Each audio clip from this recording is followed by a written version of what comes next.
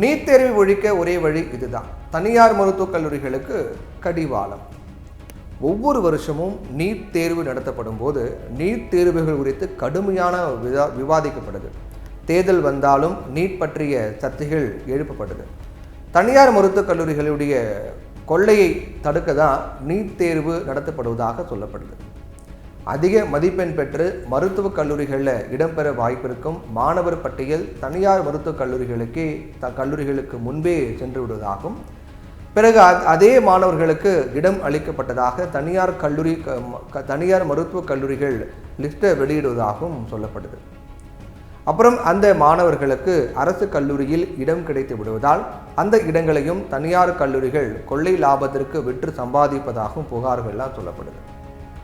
ஆனால் நீட் தேர்வு சமூக நீதிக்கு எதிரானது, கிராமப்புற மாணவர்களுக்கு வாய்ப்பு கிடைக்காமல் போய்விடுகிறது அப்படின்னு நீட் எதிர்ப்பாளர்கள் கருத்து தெரிவிக்கிறாங்க. இந்த நிலைமைக்கான தரவுகளை அவங்க வெளியிடும் போது தான் உண்மைகள் தெரிய வரும்.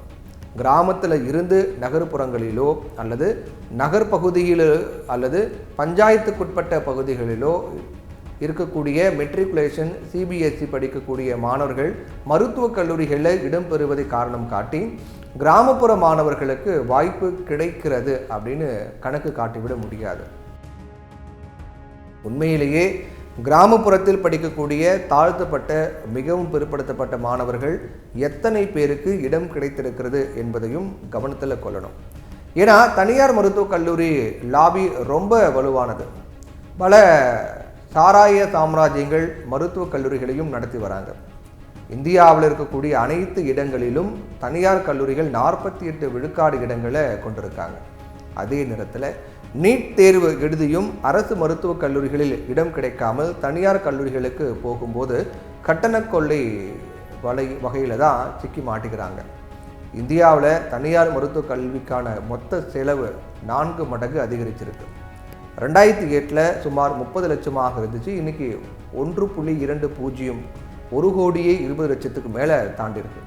இதனால் குறைந்த கட்டணத்தில் சீனா, யுக்ரைன் மற்றும் ரஷ்யா போன்ற நாடுகளில் தங்களுடைய மருத்துவ கனவை தொடரலாம் அப்படின்னு முடிவெடுத்திருக்காங்க அப்படின்னு இந்திய நாடாளுமன்றம் சமீபத்திய அறிக்கையில் குறிப்பிட்டிருக்கு.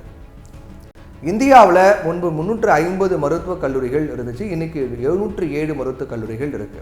10 ஆண்டுகளில் அதை 2 மடங்காக உயர்த்தியிருக்கும். தற்போது கூடுதல் மருத்துவக் கல்லூரிகள் தேவைப்படும் இடங்களில் பரிந்துரை செய்யும் குழு அமைக்கப்படும் அப்படின்னு மத்திய சுகாதாரத்துறை அமைச்சர் தெரிவிச்சிருக்காரு.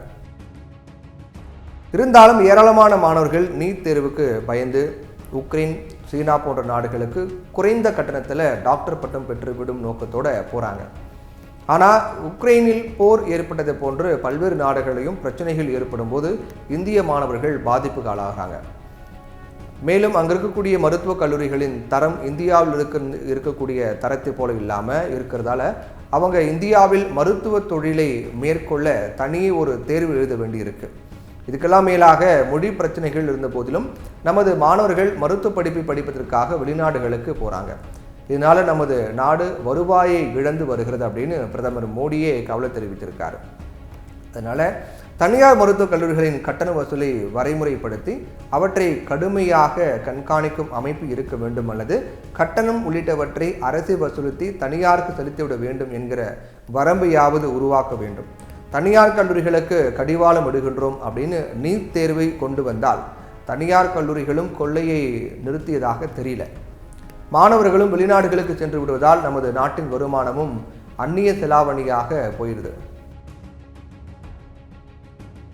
அதனால நீட் ஆதரவு மற்றும் எதிர்ப்பாளர்கள் செய்ய வேண்டிய முக்கியமான விஷயம் என்னன்னா, தனியார் மருத்துவக் கல்லூரிகளுக்கு கடிவாளம் இடுவது தான்.